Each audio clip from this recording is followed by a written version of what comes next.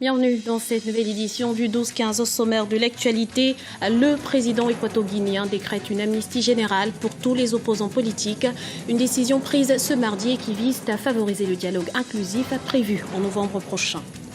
Oscar Pistorius a été condamné ce mardi à 5 ans d'emprisonnement pour homicide involontaire sur sa petite amie Riva Steenkamp en 2013. Une sentence qui divise l'opinion sud-africaine. Et puis appel aux dons pour lutter contre Ebola. Face à l'ampleur de l'épidémie, les artistes invitent les populations à s'engager financièrement via la campagne Give Against Ebola. Mais tout d'abord, au port du procès de Simone Gbagbo, initialement prévu pour ce mercredi 22 octobre, il a été reporté pour une date ultérieure en raison de retard constaté dans la préparation de l'audience. L'ancienne première dame ivoirienne ainsi que 82 autres militants du Front populaire ivoirien sont cités à comparaître pour leur rôle présumé dans la crise post-électorale de 2011. Tous doivent répondre d'atteinte à la sûreté de l'État. Amnistie pour tous les opposants en vue d'une participation au dialogue national en Guinée équatoriale. Le document a été ratifié ce mardi par le chef de l'État, Théodore Obiang Bazogo. Objectif affiché, rassembler les forces vives de la nation autour de ces pourparlers prévus pour novembre prochain. Voyez ce reportage de notre correspondant Guinée équatoriale, Serge Kofi. Une amnistie générale pour tous les opposants condamnés par les tribunaux de Guinée équatoriale pour les délits politiques dans l'exercice de leur activité. C'est ce qu'a décrété le président équato-guinéen Obiang Bazogo ce mardi. Plus aucun opposant au régime ne sera donc inquiété et tous pourront participer au dialogue national entre toutes les forces politiques du pays, légalisées ou non sur le territoire national ou en exil. Une table ronde opposition et pouvoir prévue pour le mois de novembre prochain.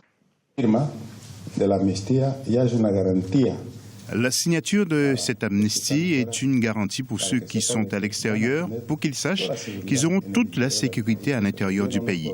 Le gouvernement ne peut pas signer l'amnistie et après la violer. Tout ceci est parfaitement bien établi.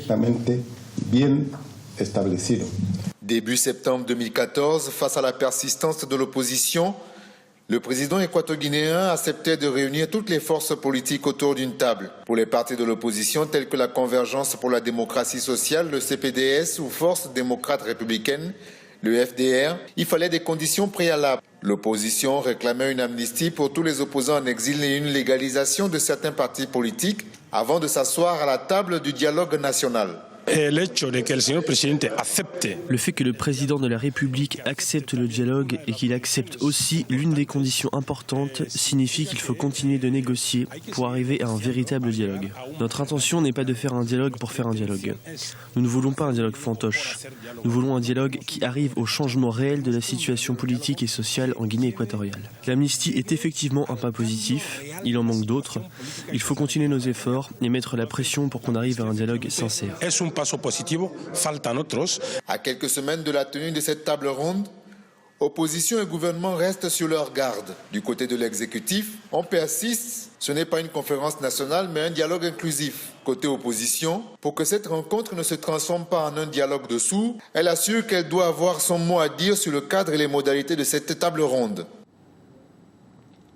Dans l'actualité également, les Nations Unies ont annoncé ce mardi la prorogation jusqu'au 15 mars 2015 du mandat de l'OFAR RCA, la force de l'Union européenne déployée en Centrafrique. Une décision qui intervient dans un contexte de regain de violence dans le pays. Cette victime aurait en effet été recensée ces derniers jours près de la ville de Kwango, dans le centre du pays. Jusqu'à son épilogue, le procès Pistorius aura divisé les Sud-Africains. L'athlète paralympique a été condamné ce mardi à 5 ans de prison pour homicide involontaire sur sa petite amie Riva Steenkamp. Un verdict qui ne fait pas l'unanimité dans le pays. Les associations des droits de l'homme notamment jugent la peine insuffisante. Explication avec Ipra Khatindiaï. En Afrique du Sud, c'est la fin d'un procès fleuve ce mardi 21 octobre 2014 avec la condamnation à 5 ans de prison ferme pour l'athlète paralympique Oscar Pistorius, reconnu coupable d'homicide involontaire sur sa campagne, le mannequin Riva Steenkamp. Un verdict qui ne satisfait surtout pas les défenseurs des droits des femmes et d'autres associations qui attendaient une peine plus sévère. Il n'y a pas eu de justice pour Riva, nous l'avions bien dit. Nous demandons au parquet de faire appel de la sentence dans les 2 semaines. Nous avons fait cela avant et nous le faisons encore encore aujourd'hui. Oscar Pistorius doit encore nous dire la vérité sur ce qui s'est passé cette nuit fatidique, parce qu'il est le seul à le savoir. Il a tué une femme innocente, inoffensive et sans défense, et il doit payer le prix pour cela. Aujourd'hui, on l'appelle gunman, car comme vous l'avez vu, il pleure comme un bébé, il crie comme une femme, mais il tire comme un soldat. 4 fois, c'est dans l'intention de tuer.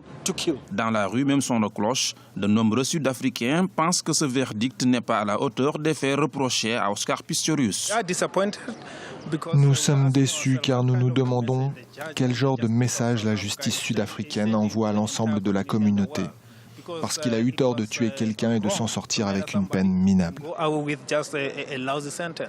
Je pense que 5 ans, c'est vraiment un verdict auquel on ne s'attendait pas aujourd'hui. Notre société a été déçue par le jugement rendu aujourd'hui. Oscar Pistorius a commis un crime très grave et il aurait dû être puni. Ce procès aura donc divisé l'Afrique du Sud jusqu'à son épilogue final. Déjà, à la mi-septembre, la lecture du jugement avait divisé l'opinion publique du pays. Je pense qu'avec la télédiffusion de ce procès, ce qui était une première dans l'histoire de l'Afrique du Sud, tout le monde est devenu soudainement un avocat. Vous savez, tous nos téléspectateurs, tous les auditeurs, tout le monde a accès aux médias. Et vous le savez, c'est un homicide involontaire, ce n'est pas un assassinat. Si c'était un assassinat, ce type de condamnation prononcée aurait provoqué un tollé. Oscar Pistorius a écopé également de 3 ans de prison avec sursis pour port d'armes après avoir tiré dans un restaurant fréquenté de Johannesburg quelques semaines avant le drame. Mais la perspective de bénéficier d'une liberté conditionnelle avant la fin de sa peine ne fait pas non plus l'unanimité au sein de la nation arc-en-ciel. La mobilisation contre le virus Ebola se poursuit. Une initiative panafricaine a été lancée pour inciter les personnes vivant sur le continent à contribuer financièrement aux efforts déployés dans la lutte contre la maladie. Selon le dernier bilan publié par l'Organisation mondiale de la santé, l'épidémie d'Ebola a fait 4 555 morts, un chiffre alarmant qui pousse un appel aux dons. On écoute à ce propos Valérie Traoré, coordinatrice de la campagne Give Against Ebola. Nous avons cherché un moyen de les aider. Lorsque nous nous sommes rendus compte qu'il n'y avait rien en place pour les aider, nous avons alors décidé de créer ce soutien. Cela nous permet de donner pour cette cause et de faire appel à d'autres personnes pour contribuer à la lutte. C'est comme ça que la campagne Give Against Ebola est née. C'était le journal de la rédaction. Nous vous remercions pour votre fidélité. Retrouvez dans un instant une nouvelle édition du 12-15 sur Africa 24.